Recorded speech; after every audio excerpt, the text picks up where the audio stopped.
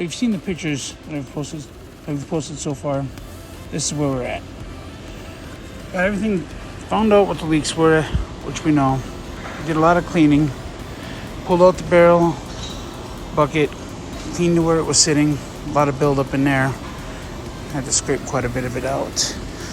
After we took it all apart, got it all cleaned up, figured out where the leak was, and we cleaned up the bucket inside and out. As you see, there's a lot of uckiness inside, and there's ucky outside. So, and the lid was pretty bad too. So we went off, cleaned up the lid.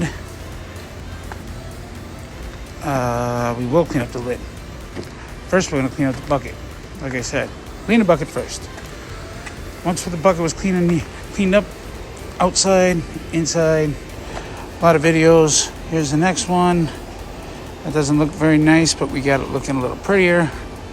We also took apart the bad. This is where our leak was, where it was stripped and it wasn't seated well. So we went and seated it better. There's a clean lid. That's the inside of the lid. There's our clean outside of the lid. Cleaner. It even looks a little better now. After we reconnected a nice clean barrel, all clean fittings, shouldn't leak anymore. Cleaned up the hoses really nice, from the front all the way to the back. Then we drilled a hole in the top so it matches the white, so it can be mixed properly. But first, before we added pigment, we added water. 2 days later, dumped the water, finally added pigment because we have no leaks. Only put about 5 inches in there. Last but not least, we did some labeling. And I don't know if this is recording or not, but as you see, labeled the white in the biscuit. Says biscuit. This is the biscuit first. And did the same thing so they match. And also, you'll see where it was hanging really bad. I think that was causing the leak right there, sagging. So see if we can put an idea to help me out with some bars right there to kind of stop the sag. So I was looking for an idea. So this is probably not done because we got some cleaning to do yet. But if she ain't leaking, that's a big check off the old list. The sag. Thank you. And all right, that's the end of the I video. think this is done.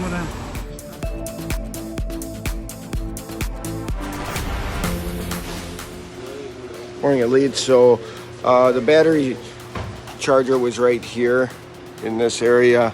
It's a good idea, but there was 4 batteries there, and we maybe change it once a day, if that. So I moved it over to the marketplace over here. Therefore, the grinder can come get one, but it didn't need to be there where it was getting dirty. I cleaned it up also. Hey everybody, we're gonna change the chop saw blade. You're looking at it, we're identifying that it's worn. Lift that up and expose that screw.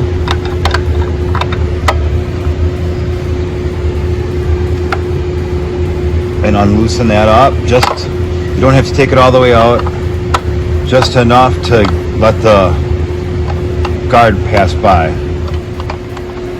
Bring our cover in. Bring our bolt in.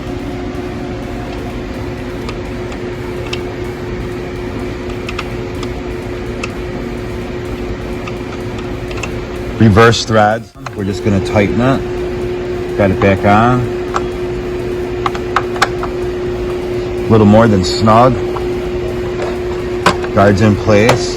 Okay, we're going to plug the machine back in.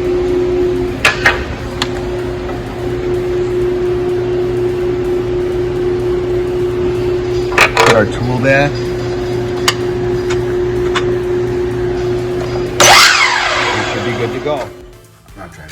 Hey guys, one of the things for making parent labels and children labels, be able to have a button so I can print all at one time. And then the other one that we're working on is that when we scan and it prints a label at the grinder, it doesn't go to ready to ship, it goes to a finished status. And then at the end of the line, when we scan that, it goes ready to ship.